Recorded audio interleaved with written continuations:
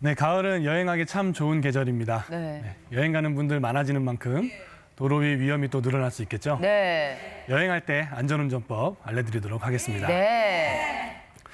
1년 중 언제 교통사고가 가장 많이 날 것 같으세요? 아무래도 여름에 휴가 많이 가니까 여름철. 휴가철. 그때가 아유, 아닐까요? 교수님 처음 인사하실 때 말씀하셨잖아요. 맞다. 가을에 아니라 제일 그랬어요? 많이 나요. 우린 금방 까먹어요. 네. 힌트를 살짝 드렸었는데 네, 정답은 10월입니다. 아. 한국도로교통공단의 통계 자료에 따르면 2019년부터 23년까지 5년간 발생한 교통사고를 월별로 합산을 해봤어요. 그랬더니 10월에 95,086건으로 야. 가장 많은 사고가 나는 걸로 10월, 나와 있습니다. 11월이 제일 높네요, 진짜. 2월과 비교하면 꽤 차이가 많이 나요. 네, 차이가 많이 납니다. 이 화창하고 맑은 날 덕분에 나들이 가는 여행객들이 많아지기 때문인데요. 네. 지금 이제 가을 여행 준비 중이신 분들 많으실 텐데 운전할 때 주의가 필요합니다. 네. 네, 가을철 안전운전법 자세히 말씀드리겠습니다. 네. 김지선 씨, 네, 네. 내일 가족들이랑 여행을 가서 이제 운전을 해야 돼요. 네, 네. 그러면 어떤 준비부터 해야 될까요? 일단은 이제 뭐 애들 간식거리도 좀 차에 가면서 먹어야 되고 그러니까 그런 거 챙겨야 되겠지만 일단은 운전을 해야 되니까 일단은 이제 내비 찍어서 어디 뭐 거리가 얼마나 걸리는지 시간 얼마나 중간에 시간도 좀 봐야 되고 옛날에는 그래도 막 지도 막 전국 지도 봐가면서 그치. 이렇게 막 어디서 그리고 어디 나들목 가서 아우 문 내리고서 저기요 길 좀 여쭤볼게요 그런데 요새 안 그러니까 얼마나 편한지 몰라요 진짜. 그렇죠. 예. 한편으로는 그 시절이 정겹기도 했어요. 네. 세상이 진짜 좋아졌죠. 네. 평소에 이제 가지 못했던 네. 낯선 장소로 이동하는 경우가 많아집니다.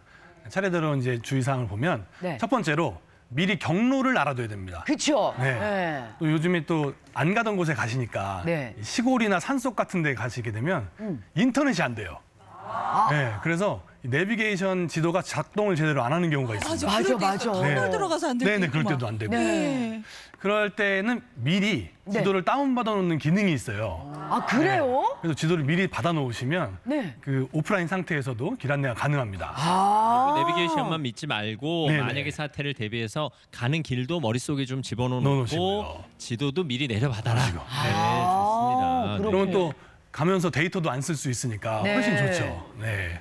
그게 첫 번째고요. 네. 그다음에 두 번째는 자동차 상태를 점검해야 됩니다. 아 그렇지. 네. 뭐 타이어가 닳아 있으면 도로에서 이제 미끄러질 수 있으니까 네. 이제 점검이 필요하겠고요. 또 이렇게 쭉 돌아보면서 헤드라이트나 또 방향 지시등이나 브레이크 등 잘 들어오는가 네. 이런 것도 한 번씩 확인해 보시고요. 그다음에 세 번째로는 컨디션을 조절하는 겁니다. 제가 제일 강조하는 건데 차 컨디션 말고 사람 내 컨디션이 아, 나 사람 사람의 컨디션. 운전자의. 운전은 차도 하지만 네. 그 조종하는 내가 하거든요. 그렇죠. 이 말 그대로 신체 활동이라서 네. 이 내 컨디션이 아주 중요합니다. 그래서 내일 운전할 일이 있으면 제일 중요한 건 충분한 숙면을 취하는 거예요. 그렇지. 맞아. 잠 많이 자면 졸릴 일이 없거든요. 네. 그래서 그게 첫 번째 중요한 일이고 네. 또 졸음을 유발하는 감기약이나 비염약 같은 거 있어요. 특히 코 쪽 약. 네. 이쪽 약이 아주 졸음을 많이 유발하기 때문에 네. 만약에 내일 운전할 일이 있다 그러면 그 약은 안 드시는 게 좋습니다. 네. 알겠습니다. 그리고 이제 장거리를 운전하게 되면 졸음 운전이 정말 위험한 상태가 되는데 네. 얼마나 졸음 운전이 위험한 건지 제가 영상으로 보여드리겠습니다. 네. 자. 네, 시속 100km에 가까운 속도로 달리던 관광버스가 승용차 등 차량 넉 대를 그대로 들이받습니다. 어떡해. 터널 안이 아비규환으로 변하는 순간입니다. 아비규환이지 저거. 이 사고 원인이 공개되자 또 한 번 경악하지 않을 수 없었습니다. 버스 운전기사가 깜빡 졸아서 일어난 사고였기 때문입니다. 어떡해. 정말 진짜 큰 사고였네요. 네, 이 졸음 운전이 위험한 이유가 뭐냐면 속도를 줄이지를 못한 채로 사고가 나기 때문이에요. 네, 이 부딪히는 충격이 딱 오는 그 순간에야 내가 졸았구나 하고 그제서야 브레이크를 밟기 때문에 네. 큰 사고로 연결될 수밖에 없는 거죠. 네. 그래서 졸음 운전은 꼭 예방을 하셔야 되는데 네. 운전 중에 졸음이 오면 어떻게 해야 되는가를 알아보겠습니다. 가야죠. 갓길을 그렇죠. 세우고 네. 그렇죠. 졸음 네. 쉼터 가야지. 세우고 그렇죠. 종합을 해보겠습니다. 네. 첫 번째로 가까운 휴게소나 졸음 쉼터를 이용합니다. 네. 제일 좋은 건 눈을 잠깐 붙였다가 쉬었다 가는 거예요. 그렇죠. 이게 최고입니다. 네. 그리고 두 번째로는 이제 거기까지 가야 되잖아요. 그 휴게 장소로 이동을 하는 동안 음료나 껌이나 또 과자 같은 간식을 먹으면서 최대한 버티는 거예요. 졸음을 쫓는 거예요. 이럴 때 네. 창문 열어놓고 노래 불러요. 아, 그것도 아주 그러면은 중요한 좀, 방법이죠. 예, 까먹더라고요, 졸리고. 그거 이제 환기에 관련된 내용인데 네. 그리고 세 번째는 차 안 공기를 바꾸는 겁니다. 차 안에 이산화탄소 농도가 증가하게 되면 졸음이 올 수밖에 없어요. 아, 네, 그래서 그렇군요. 창문을 열어서 네. 이제 환기를 시켜주시고 또 그 에어컨 트시다 보면 외기를 순환을 차단하는 경우가 있거든요. 네. 외기 순환이라고 눌러서 이제 그 바깥의 공기를 넣는 그런 기능이 있어요. 네. 그렇게 하셔가지고 공기를 순환시키는 게 아주 또 중요하군요. 되겠어요. 근데 알겠습니다. 교통사고라는 게 아무리 예방하고 주의를 해도 언제 네. 어떻게 찾아올지 모르는 거죠. 그러니까요. 나만 잘하는 게 아니라 상대방도 잘해야 돼. 네, 맞습니다. 근데 뭐 조심해서 운전했는데도 이제 불가피하게 사고가 날 수밖에 없거든요. 네. 이렇게 사고 발생했을 때는 어떻게 해야 될까요? 일단은 먼저 보험회사에 연락을 해야죠. 그렇죠. 네. 네, 저는 보험회사보다 남편한테 먼저 여보 사고 났어. 그럼 남편이 보험회사에 전화해 주는데 보험회사가 제일 먼저죠. 그렇습니다. 네. 사고는 첫 번째 사고 난 다음에는 이 차 이동하실 수 있으면 되도록 빠르게 이동을 먼저 시키시고요. 아, 안전한 곳으로. 네, 그렇죠. 안전지대로 먼저 옮기신 다음에 이제 연락을 하셔야 됩니다. 아, 한국도로공사 콜센터나 또 보험사에 연락을 해서 사고 처리를 기다리시는 게 좋고요. 이때 중요한 게 있습니다. 중요한 거 기다리실 때 대부분의 여성분들은 또 나이 드신 분들은 차 안에 계시는 경우가 많아요. 특히 덥거나 춥거나 하면 특히 차에 계시는 분이 많아요. 차에 있으면 안 돼요? 매우 위험합니다. 아, 그래요? 네, 매우 위험합니다. 왜 그러냐면 뒤에서 오는 2차 사고가 있을 수 있기 때문이에요. 아, 특히 고속도로 같은 경우는 2차 사고가 100km 이상 상태에서 나기 때문에 예. 사고 났을 때는 안 죽었는데 그 2차 사고 때문에 사망하는 경우가 있어요. 아, 진짜 위험하구나. 그래서 2차 사고를 피하는 방법은 네. 반드시 내리셔가지고 내리서. 그 가드레일 있어요. 네. 그 가드레일 바깥으로 이동을 하셔야 됩니다. 아, 그 차 처리한다고 막 전화하면서 뒤에 이렇게 서 있고 막 차 여기 수신호한다고 막 이렇게 차 뒤에 서가지고 이렇게 하시는 경우 있거든요. 수신호 위험하겠다. 진짜 위험합니다. 어. 그래서 차 무조건 차 세워놓으셨으면 반드시 가드레일 바깥으로 네. 나가셔서 가드레일이 또 자기를 보호해 주니까 네. 가드레일 가끔 바깥으로. 도로 한복판에 사고 난 채로 차를 그대로 두고 네네. 운전자들이 전화로 도로 한복판에서 맞아. 소통하는 네네. 경우 많이 보는데 네네. 왜 흔히 사고 현장을 보존해야 된다. 그래요. 네. 보험회사에서 나와서 사진 찍을 때까지 기다려야 된다. 네네. 이렇게 주장하시는 분들이 있거든요. 매우 옛날 얘기입니다. 매우 옛날 얘기군요. 요즘 차들이 다 블랙박스들이 가지고 있고 네, 네. CCTV도 다 있고 네. 또 자기 스마트폰으로 다 가지고 있기 때문에 네, 네. 굳이 그러실 필요 없고요. 그렇군요. 바로 차 빼셔가지고 블랙박스 영상만 확보하시면 아무 문제가 없습니다. 거기 비상등 켜고 어디 도로 갔더니 비트박스 이렇게 써 있더라고요. 고속도로 가니까. 네, 비상등 켜고 트렁크 열고 밖으로 대피하고 스마트폰으로 신고해라 이런 네네네네. 얘기인데 그 약자잖아요. 네. 네, 그래서 외우시기 쉽게 이렇게 한국도로공사가 이렇게 홍보하는 사항이 되겠습니다.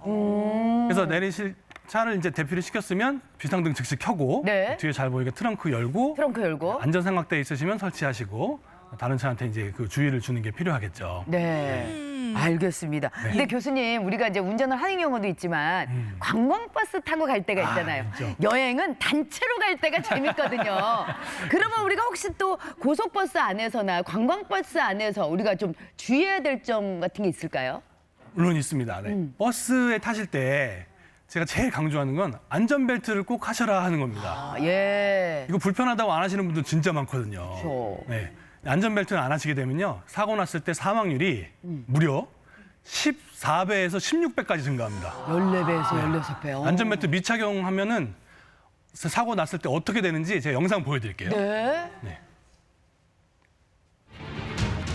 버스가 시속 80km로 주행하다가 뒤집히는 상황을 가정해 실험해봤는데요. 어머나, 어머나, 어머나. 저 뒤에 분이 안 버스가 내린 거예요? 도로를 이탈하자마자 어머나, 어머나. 탑승객들이 동시에 공중으로 뒤에는 붕 벨트를 뜨며 맺고 버스 안이 떨어지고. 순식간에 앞에는 맺고. 난장판으로 변합니다. 앞에는 맺고 뒤에 분들은 안 실험용 인형들의 머리와 어머나, 어머나. 목 부위가 그대로 차량에 부딪힙니다. 이 관광버스는 대형 차량이기 때문에 네. 일반 승용차보다 속도가 훨씬 더 많이 붙습니다.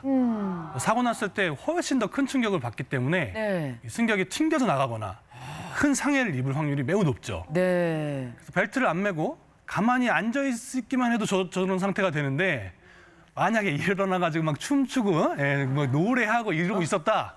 그거는 뭐 살아남기 힘들다고 절대 하면 안 보여요. 되죠. 요즘은 네. 그런 일 거의 없죠. 네, 요즘은 그래도 많이 이제 조심하시는 편인데 네. 그래도 다니다 보면 보여요. 그게. 한 2, 30년 전만 해도 관광버스 타고 단체로 어디 가면 꼭 앞에 불러서 노래를 이렇게 시켰어요. 노래방 기계 다 기본으로 있고 그러니까 예전에. 그래서 난 네. 차만 타면 맨날 자는 척하더라고요. 아우 얼마나 힘들었는지 몰라요. 네.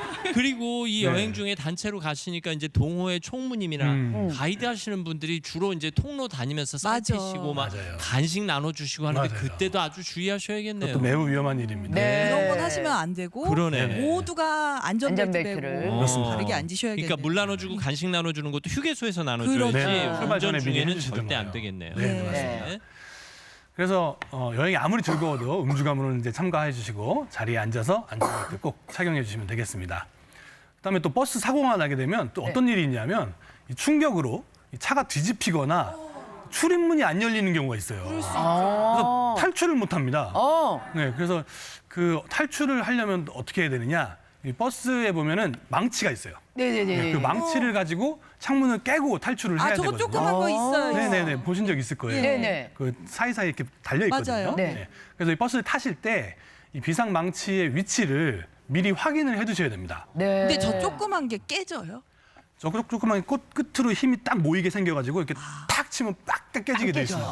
네. 그러면 어떻게 해요? 사고 나서 버스 뒤집히고 아비규환의 상태인데 네네. 내가 몸을 조금이라도 움직일 수 있으면 일단 최대한 탈출을 시도하는 네, 게 그렇습니다. 이게 제일 좋군요. 무조건 빠져나오시는 게 아, 답입니다. 또 2차 폭발이나 네, 사고가 사고도 있을 있을 수 수 있으니까요. 있고. 예. 교수님 근데 요새 100세 시대라 그래서 네. 그 운전을 늦게까지 하시는 우리 어르신들도 많잖아요. 그렇죠. 저희 아버지께서도 이제 80이 넘으셨는데 아직까지 운전을 하시거든요. 아, 네네. 예. 근데 이게 고령 운전자들께서 또 운전을 하시면서 주의해야 될 점, 그래요. 뭐 이런 것들도 있을 것 같아요. 물론 있습니다. 네. 우리나라는 65세 이상을 고령 운전자로 정하고 있어요. 저도 7년만 있으면 고령 운전자가 돼요. 아, 곧 되시겠네요. 아, 운전 잘 안 하시잖아요.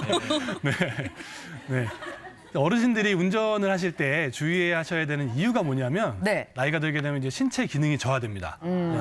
제일 먼저 이제 시력 나빠지고 또 들리지도 않는 청력도 나빠지고 네. 또 반사 신경도 느려지고 반응 속도도 떨어지고 네. 여러 가지 상황이 발생하게 됩니다. 특히 운전을 하다가 돌발 상황이 딱 발생했을 때 그때 제대로 대처를 못하면요 큰 사고로 이어질 수밖에 없는 거죠. 그렇겠죠. 그런데도 운전하시다 보면 이제 생계 또 뭐 어쩔 수 없이 사회생활을 하시는 분들은 또 어쩔 수 없이 운전하셔야 되거든요. 네. 그래서 노년층 운전하시는 분들 주의해야 할 점 정리해 보겠습니다. 네. 첫 번째로 정기적인 건강 검진을 받습니다. 네. 운전자 건강 검진. 그렇습니다. 운전자 건강 검진, 이 시력이나 청력 또 반사신경 같은 것들을 주기적으로 점검을 해서 내가 만약에 문제가 있는 것 같다 이렇게 생각되시면 운전은 잠시 중단하시고 그걸 해결을 하시고 조치를 취하는 겁니다. 네. 네, 그래야 사고를 예방하고 안전하게 운전할 수 있겠죠. 네. 두 번째로는 주기적으로 안전 교육을 받는 겁니다. 요거는 한국도로교통공단에서 주관하고 있는 고령 운전자 교통안전 교육이라는 게 있어요. 네, 예. 이건 65세 이상 운전자가 인지 지각 검사를 합격을 하고 또 교육을 수료를 하게 되면요, 2년간 보험료를 5% 할인해 줍니다. 보험료 할인 혜택이 있구나. 네네네. 5%면 꽤 큰데요. 네, 5%잖아요. 2년 동안 어. 할인해 주니까. 그래서 가까운 한국도로교통공단에 문의를 하셔가지고 보험료 혜택도 챙기시고 안전운전 하시면 좋겠습니다. 네. 세 번째로는 운전면허 갱신 기한을 지키는 겁니다.